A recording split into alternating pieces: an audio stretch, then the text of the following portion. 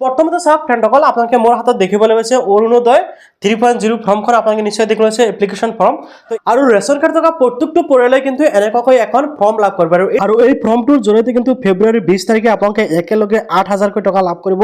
Ration card থকা প্ৰত্যেকটো পৰিয়ালে আৰু এই বিষয়টো অসমৰ মুখ্যমন্ত্ৰী হিমন্ত বিশ্ব শৰ্মা ডাঙৰীয়াই জনাই দিছে যে ৰেচন কাৰ্ড থকা প্ৰত্যেকটো পৰিয়ালকে অৰুণোদয় প্ৰদান কৰা হ'ব আৰু আপোনালোকে সকলোৱে জানে যে এইবাৰ ফেব্ৰুৱাৰী মাহৰ 20 তাৰিখে একেলগে কিন্তু কি কৰা হ'ব 8,000 টকা বিহুৰ উপহাৰ হিচাপে প্ৰদান কৰা হ'ব গতিকে আপুনি যদি এতিয়ালৈকে অৰুণোদয় আঁচনিৰ বাবে আবেদন কৰা নাই আপুনি যোগ্য হিতাধিকাৰী তেনে ক্ষেত্ৰত আপুনি কেনেকৈ অৰুণোদয় আঁচনিৰ বাবে আবেদন কৰিব পাৰিব তাৰে ফুল প্ৰচেছ এই ভিডিঅ'ৰ জৰিয়তে আপোনালোকক দেখুৱাম গতিকে আপুনি এই ভিডিঅ'টো সম্পূৰ্ণকৈ চাই থাকক আৰু আপুনি ভালকৈ জানি লওক যে অৰুণোদয় আঁচনিৰ বাবে কেনেদৰে অনলাইন যোগে আবেদন কৰিব পাৰি আপোনালোকে ফৰ্মটো কেনেকৈ ফিল আপ কৰিব পাৰিব আৰু ভিডিঅ'ৰ শেষত মই আপোনালোকক জনাই দিম যে আচলতে আপোনালোকে ফৰ্মটো কেনেকৈ ডাউনলোডিং কৰিব পাৰিব আৰু ফৰ্মটোৰ লিংক মই আপোনালোকক প্ৰভাইড কৰি দিম আপোনালোকৰ টেনশ্যন নাই আপোনালোকে ফৰ্মটো অতি সহজতে ডাউনলোডিং কৰিব পাৰিব এতিয়া বলক মই আপোনালোকক জনাই দিছোঁ আপোনালোকে কেনেকৈ ফৰ্মটো ফিল আপ কৰিব পাৰিব সো ফ্ৰেণ্ডসকল অৰুণোদয় 3.0 ৰ এপ্লিকেশ্যন ফৰ্মখন আপোনালোকে কেনেকৈ ফিল আপ কৰিব এতিয়া মই আপোনালোকক ষ্টেপ বাই ষ্টেপ দেখুৱাম আপোনালোকে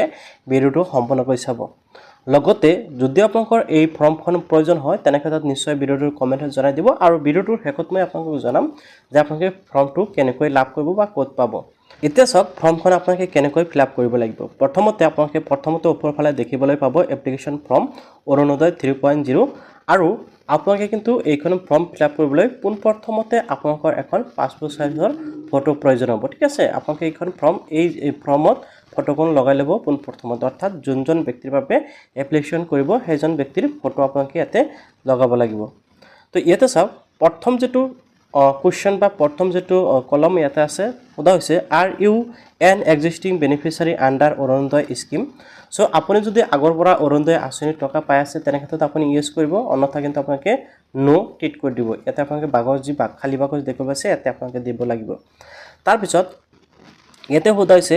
ৰেচন কাৰ্ড নাম্বাৰ আৰু আপোনালোকে সকলোৱে জানে যে যিসকল নেকি অৰুণোদয় আঁচনিৰ বাবে আবেদন কৰিব সেইসকলৰ কিন্তু ৰেচন কাৰ্ড থকাটো বাধ্যতামূলক যদি ৰেচন কাৰ্ড নাথাকে তেনে ক্ষেত্ৰত কিন্তু আপোনালোকে অৰুণোদয় আঁচনিৰ বাবে এপ্লিকেশ্যন কৰিব নোৱাৰিব আৰু ইয়াতে কৈছে ৰেচন কাৰ্ড নাম্বাৰ অৰ্থাৎ আপোনালোকৰ যিখন ৰেচন কাৰ্ড নাম্বাৰ আছে আপোনালোকে সেই ৰেচন কাৰ্ডৰ নাম্বাৰটো আপোনালোকে এই বাকচত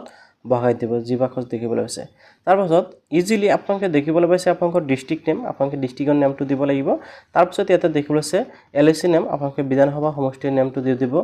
তাৰপিছত ইয়াতে এপ্লিকেণ্ট ডিটেইলছ দিবলৈ দিছে নাম্বাৰ 1ত এপ্লিকেণ্ট ডিটেইলছ তো প্ৰথমতে আছে ইয়াতে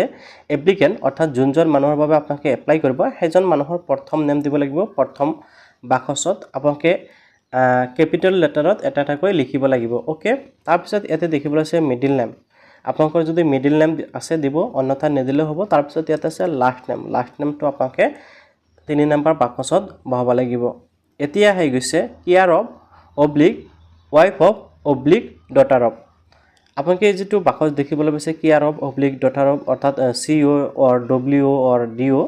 তো আপোনালোকে যিসকল নেকি কেয়াৰ অফ দিব বিচাৰে তেনে ক্ষেত্ৰত সিওত আপোনালোকে টিক লগাই দিব আপোনালোকে কেয়াৰ অফত ইয়াতে দিব আৰু যদি ওয়াইফ অফ অৰ্থাৎ আপুনি যদি বিবাহিত মহিলা হয় তেনে ক্ষেত্ৰত আপোনালোকে 2 নম্বৰ বাকচ যেটো অপচন আছে যেটো ডব্লিউ অব্লিক ও আপোনালোকে ওয়াইফ অফ এটো দিব তাৰপিছত ইয়াতে নামটো দিব আৰু অবিবাহিত মহিলাসকলৰ ক্ষেত্ৰত ডিও অৰ্থাৎ ডটাৰ অফ এই অপচনটো টিক লগাব আৰু ইয়াতে ফাদাৰ্ছৰ নামটো দিব লাগিব তাৰপিছত আহি গ'ল ইয়াতে জেন্ডাৰ আপোনালোকে জেন্ডাৰ দিব লাগিব মেল ফিমেল আপোনালোকে এটো ইজিলি সকলোৱে বুজি পাব মেল হলে মেল ফিমেল হলে ফিমেল তাৰপিছত ইয়াতে আছে ডেট অফ বাৰ্থ আপোনালোকে ডেট অফ বাৰ্থটো ইয়াতে আপোনালোকে দি দিব বাকচত প্ৰথমতে ডেট থাকিব মান্থ এণ্ড ইয়াৰ আপোনালোকে দিব লাগিব এতিয়া আহি গ'ল এপ্লিকেশ্যন কৰা ব্যক্তিজনৰ এড্ৰেছ দিব লাগিব ঠিক আছে তো প্ৰথমতে চাওক আপোনালোকে দিব আছে এড্ৰেছ ডিটেইলছত প্ৰথমতে ব্লক নেম বা ইউএলবি নেম যে টাউনত বসবাস কৰে এমএসসি নেম আপোনালোকৰ যোনটো হয় হেতু আপোনালোকে দিব লাগিব তাৰপিছত দ্বিতীয় অপচনটো আহিছে আপোনাৰ জিপি নেম বা বিসিডিসি নেম বা বিডিসি নেম ওয়াৰ্ড নাম্বাৰ আপোনালোকৰ যোনটো হয় আপোনালোকে ওয়াৰ্ড নেম আপোনালোকৰ যোনটো হয় আপোনালোকে এটো কিন্তু ইয়াতে দিব লাগিব গাঁও পঞ্চায়ত বা আপোনালোকৰ বিসিডিসি নেম আপোনালোকে যেটো হয় আপোনালোকে হিচাপত দিব লাগিব তাৰপিছত ইয়াতে আছে ভিলেজ নেম এতিয়া এই 3 নম্বৰ বাকচত আপোনালোকে কিন্তু আপোনালোকৰ নিজৰ গাঁওখনৰ নাম ধুনীয়াকৈ লিখি দিব লোকেলিটি বা ল্যান্ডমাৰ্ক আপোনালোকে লোকেলিটি দিব আপোনালোকৰ ওচৰে পাছৰে যদি ডাঙৰ কোনো অনুষ্ঠান আছে স্কুল থাকিব পাৰে বা মানে আপোনালোকৰ বজাৰ এখন থাকিব পাৰে বা তেনেকুৱাকৈ মন্দিৰ থাকিব পাৰে, মছজিদ থাকিব পাৰে, যি আছে আপোনালোকে এইটো ইয়াতে লেণ্ডমাৰ্ক হিচাপে দিব বা আপোনালোকৰ যদি তেনেকুৱা ৰাস্তা পথ থাকে পথৰ নাম দিলেও হ'ব। তাৰপিছত ইয়াত আছে মোবাইল নাম্বাৰ। ইয়াতে আপোনালোকৰ মোবাইল নাম্বাৰ দিব, যোনজনৰ বাবে এপ্লিকেশ্যন আছে মোবাইল নাম্বাৰটো দিব আৰু মোবাইল নাম্বাৰটো যিটো নেকি মোবাইল নাম্বাৰ চলি আছে হোচল মোবাইল নাম্বাৰ এটা দিব। তাৰপিছত ইয়াতে আহি গ'ল পিনক'ড, আপোনালোকে সকলোৱে পিনক'ডটো জানে, এণ্ড ইয়াতে হাউচ নাম্বাৰ দিব লাগিব আৰু শেষত আপোনালোকে দেখুৱাইছে পুলিচ ষ্টেচন আৰু আপোনালোকৰ শেষত থানাৰ নামটো আপোনালোকে বহাই দিব। অ'কে, তো প্ৰথম পেজত এইখিনি ডিটেইলছ দিব লাগিব আৰু দ্বিতীয় পেজত কি দিব লাগিব সেইখিনি দেখুৱাই আছোঁ। আপোনালোকে দ্বিতীয় পেজত কিছু ডিটেইলছ দিব লাগিব যিসমূহ আপোনালোকে ভালকৈ বুজি লৈ তাৰপিছত দিব। 3 নম্বৰ দেখিবলৈ আছে প্ৰায়ৰিটি হাউচ হোল্ড, ইয়াতে দেখিবলৈ আছে প্লিজ টিক দিবলৈ দিছোঁ, অৰ্থাৎ আপোনালোকে ইয়াতে টিক দিব লাগিব। তো এই যে অৰুণোদয় আঁচনিৰ বাবে আবেদন কৰিব ইয়াতে কিছুমান মানে কেটেগৰী দি আছে। এতিয়া আপুনি যে অৰুণোদয় আঁচনিৰ বাবে আবেদন কৰিব, আপুনি কোনটো কেটেগৰীত পৰে বা আপুনি কোনটো কেটেগৰীৰ পৰা বিলং কৰে আপোনালোকে কিন্তু ইয়াৰ পৰা সেইটো চিলেক্ট কৰিব লাগিব। ঠিক আছে, ইয়াৰ পৰা এই যি বাকচ দেখিবলৈ পাইছে কেইবাটা অপশ্যন আছে, ইয়াৰ পৰা আপোনালোকে যিকোনো এটা দিব পাৰিব। ইয়াতে প্ৰথমটো আছে উইণ্ড' S45+, তাৰপিছত আছে দিব্যাংগজন। উইণ্ড' মানে আপোনালোকে জানে বিধৱা মহিলা, আৰু দিব্যাংগজন মানে যিসকল নেকি কণা খুৰা লেংৰা আছে সেইসকলৰ। তাৰপিছত ইয়াত আছে ডাইভৰ্চ ওমেন S45+, আৰু যিসকল নেকি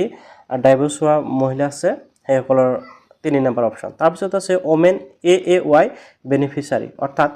AAY কাৰ্ড এটা আছে, আপোনালোকে জানে ৰেচন কাৰ্ড এটা আছে যিটো হ'ল AAY কাৰ্ড থাকে। তো যদি আপোনালোকে AAY কাৰ্ডৰ মহিলা হয় তেনেক্ষেত্ৰত আপোনালোকে এই বাকচত টিক লগাব। তাৰপিছত ইয়াত আছে আনমেৰিড ওমেন S45+, যদি আপুনি অবিবাহিত মহিলা হয় আৰু 45+ এজ হৈ গৈছে তেনেক্ষেত্ৰত সেইসকলৰ বাবে 5 নম্বৰ বাকচ বা 5 number option. Registered women living in government registered old age home institute, আৰু এই যিটো বাকচ দেখিবলৈ আছে ইয়াতে আপোনালোকে দিব লাগিব সেইসকলক যিসকল নেকি অল্ড এজ হোম, অৰ্থাৎ যিসকলে বৃদ্ধাশ্ৰমত থাকে বা কোনো ইনষ্টিটিউট থাকে, যিসকল নেকি তেনেকুৱা বয়স হৈছে মানে বয়সীয়াল মহিলা সেইসকলৰ ক্ষেত্ৰত এই বাকচটো আপোনালোকে দিব লাগিব। তাৰপিছত এই বাকচত women house compensated household income less than 2 lakhs annual, আৰু এই বাকচটোত অৰ্থাৎ তেনেকুৱা পৰিয়ালৰ পৰা যদি আপোনালোকে বিলং কৰে যিটো পৰিয়ালে নেকি এনুৱেল ইনকাম অৰ্থাৎ বছৰি ইনকাম 2 লাখত কম সেইসকলে দিব পাৰিব। তাৰ যিটো আছে ৰেজিষ্টাৰ্ড ওমেন লিভিং অন এলাম, আপোনালোকৰ যদি এলন এনেকুৱা আছে আপোনালোকে সেইটো দিব পাৰে। তাৰপিছত ইয়াতে আপোনালোকে এই ডিটেইলছসমূহ দিয়াৰ পিছত আহি গ'ল আটাইতকৈ গুৰুত্বপূৰ্ণ বিষয়সমূহ দিবলগীয়া, সেইটো হ'ল আপোনালোকৰ বেংক ডিটেইলছ। আপোনালোকে কিন্তু বেংক ডিটেইলছ দিব লাগিব। তো 4 নম্বৰত দেখিবলৈ আছে bank account details of the applicant, যিজনৰ বাবে এপ্লিকেশ্যন কৰি আছে সেইজনৰ বেংক একাউণ্ট ডিটেইলছ আপোনালোকে দিব লাগিব। তো প্ৰথমত আছে account number, bank account number আপোনালোকে প্ৰথম বাকচত দিব। তাৰপিছত বেংক নেম, অৰ্থাৎ আপোনালোকে যোনটো বেংকৰ একাউণ্ট দিছে সেই বেংকৰ নাম দিব লাগিব, যেনেকুৱাকৈ state bank, central bank, Canara bank, axis bank, আপোনালোকৰ যোনটো বেংক হয় আপোনালোকে সেইটো দিব, পাঞ্জাৱ বেংক। তাৰপিছত বেংক ব্ৰাঞ্চ নেম, আপোনালোকৰ বেংকৰ ব্ৰাঞ্চৰ নাম, আপোনালোকে য'ত একাউণ্ট খুলিছে তাতে সুধিলে জানিব পাৰিব, লগতে আপোনালোকৰ পাছবুকখনতো কিন্তু পাই যাব, বেংকৰ বহীখনত পাই যাব। আৰু IFSC কোড যিটো দেখিছে এইটো কিন্তু আপোনালোকৰ বেংকৰ পাছবুকখনতে পাব, আপোনালোকে তাৰ পৰা দিব লাগিব। তাৰপিছত bank passbook front page attach, আপোনালোকৰ যিখন নেকি বেংক পাছবুক আছে সেইখন আপুনি ফটোষ্টেট কৰি এইখন ফৰ্মৰ লগত গাঁঠি দিব বিচাৰে নে নাই, অৰ্থাৎ এটাচ কৰিব বিচাৰে নাই, আপোনালোকে কি কৰিব ইয়েছ কৰিব আৰু আপোনালোকৰ বেংকৰ পাছবুকখন কি কৰিব ফটোষ্টেট মাৰি দি দিব। ঠিক আছে, আপোনালোকৰ ক্ষেত্ৰত বহুত ভাল হ'ব। আৰু ইয়াতে এটা 5 নম্বৰত কনচাৰ্ণ এণ্ড চেল্ফ ডিক্লাৰেশ্যন আছে, ইয়াতে কিন্তু আপোনালোকক সোধা হৈছে যে আপোনালোকৰ আধাৰ কাৰ্ডৰ সৈতে মোবাইল নাম্বাৰ যিখন লিংক আছে বা বায়'মেট্ৰিক কিন্তু আপোনালোকে দিব লাগিব।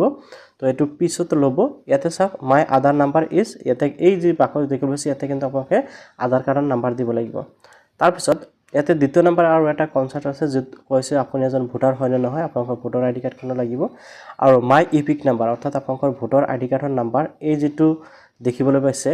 বাকচ ইয়াতে আপোনালোকে দিব লাগিব। ঠিক আছে, তাৰপিছত ইয়াতে চেল্ফ ডিক্লাৰেশ্যন চাইন আপোনালোকে দেখিবলৈ পাইছে, ইয়াতে আপোনালোকে ইয়েছ কৰিব, বাকচত ইয়েছ কৰিব আৰু আপোনালোকে ডিক্লাৰেশ্যন নিশ্চয় দেখিবলৈ পাইছে। চ' এই যে বাকচ দেখিবলৈ পাইছে ইয়াতে কিন্তু আপোনালোকে কি কৰিব লাগিব, ছিগনেচাৰ কৰিব অথবা আপোনালোকে থাম্বছ দিব পাৰিব, অৰ্থাৎ আপোনালোকে টিপছ হৈও দিব পাৰিব তো আপোনালোকে এই দুখন ফৰ্ম ফিল আপ কৰাৰ পিছত আৰু এখন সেলফ ডিক্লাৰেশ্যন ফৰ্ম আছে সেইখনো কিন্তু আপোনালোকে পূৰণ কৰিব লাগিব নিশ্চয় দেখিবলৈ পাইছে অৰুণোদয় 3.0 স্ব ঘোষণা ইয়াতে কিন্তু আপোনালোকে যিখন ফৰ্ম দেখিবলৈ পাইছে এইখন ফৰ্ম আপোনালোকে ফিল আপ কৰিব লাগিব এইটো একদম সহজ ফৰ্ম ইয়াতে আৰু বিশেষ ক'বলগীয়া নাই তো প্ৰথমতে নাম আহিব আবেদনকাৰী তাৰপিছত ইয়াতে বয়স আহিব এনেকৈ গাঁৱৰ নাম আহিব ৰেচন কাৰ্ডৰ নাম্বাৰ আহিব এই ডিটেইলছসমূহ আপোনালোকে দিব লাগিব আৰু ইয়াতে যিসমূহ ডিটেইলছ আপোনালোকে দেখিবলৈ পাইছে সেইসমূহ আপোনালোকে দিব লাগিব আৰু ইয়াতে বিশেষ একো নাই আৰু হিতাধিকাৰীৰ নাম ইয়াতে শেষত আহিব আৰু তাৰিখ স্থান এনেকৈ এইখন ফৰ্ম দি আপোনালোকে সই কৰিব লাগিব এইখন ফৰ্মত বিশেষ একো নাই তো আশা কৰিছোঁ আপোনালোকে নিশ্চয় বুজি পাইছে যে অৰুণোদয় আঁচনি 3.0 যিখন ফৰ্ম সেইখন ফৰ্ম কেনেকৈ ফিল আপ কৰিব পাৰিব সো যদি জানিব ভাল পালে নিশ্চয় লাইক কৰিব আৰু চেনেলটো সাবস্ক্ৰাইব কৰিবলৈ পাহৰি নাযাব ইয়াৰ লগতে যদি আপোনালোকৰ কোনো ধৰণৰ প্ৰবলেম হৈছে ফৰ্মখন ফিল আপ কৰিব বা বুজি পাবলৈ নিশ্চয় কমেন্টত জনাবলৈ পাহৰি নাযাব আশা কৰিছোঁ আপোনালোকে নিশ্চয় দেখা পালে যে অৰুণোদয় 3.0 ৰ ফৰ্ম এইখন ফৰ্ম কেনেকৈ ফিল আপ কৰিব সেই বিষয়ে নিশ্চয় জানিব পাৰিলে এতিয়া কথা হ'ল যে আপোনালোকে এইখন ফৰ্ম ক'ৰ পৰা লাভ কৰিব সব কাৰণে প্ৰথমতে আপোনালোকে এইখন ফৰ্ম ল'ব পাৰিব আপোনালোকৰ গাঁও পঞ্চায়ত বা আপোনালোকৰ বিচিডিচিৰ পৰা আপোনালোকে যোগাযোগ কৰিব যে বৰ্তমান ফৰ্ম দি আছে নাই কিছু ডিস্ট্ৰিক্টত ইতিমধ্যে ফৰ্ম দিছে ফৰ্ম ফিল আপ কৰি মানুহে জমা দিছে কিছু সংখ্যক ডিস্ট্ৰিক্টত দিয়া নাই সো আপোনালোকে যদি এতিয়ালৈকে ফৰ্মখন পোৱা নাই তেনে ক্ষেত্ৰত আপোনালোকে যোগাযোগ কৰিব পাৰে যদি আপোনালোকে পঞ্চায়তৰ পৰা ফৰ্মখন লাভ নকৰে তেনে ক্ষেত্ৰত আপোনালোকে মোক জনাই দিব পাৰে অৰ্থাৎ আপোনালোকে কমেন্টত জনাই দিয়ক তেনে ক্ষেত্ৰত মই আপোনালোকক ফৰ্মটো প্ৰভাইড কৰি দিম কিন্তু আপোনালোকে জাস্ট কি কৰিব লাগিব আপোনালোকে ফাৰ্স্ট অফ অল মোৰ চেনেলটো সাবস্ক্ৰাইব কৰিব আৰু আপোনালোকে কমেন্টত জনাই দিব যে আপোনালোকক ফৰ্মটো লাগে বা আপোনালোকে কমেন্টত ক'ব জাস্ট কৰিব যে ফৰ্ম লাগে বুলি কমেন্ট কৰিব ঠিক আছে বাট আপোনালোকে চেনেলটো সাবস্ক্ৰাইব কৰিব লাগিব কিয়নো মই নেক্সট ভিডিঅ'ত আপোনালোকক দেখুৱাম যে আপোনালোকে ফৰ্মটো মোৰ পৰা কেনেকৈ ল'ব পাৰিব বা মই আপোনালোকক ডাইৰেক্ট ফৰ্মটো প্ৰভাইড কৰি দিম তো চেনেলটো আপোনালোকে ফটাফট সাবস্ক্ৰাইব কৰি লওক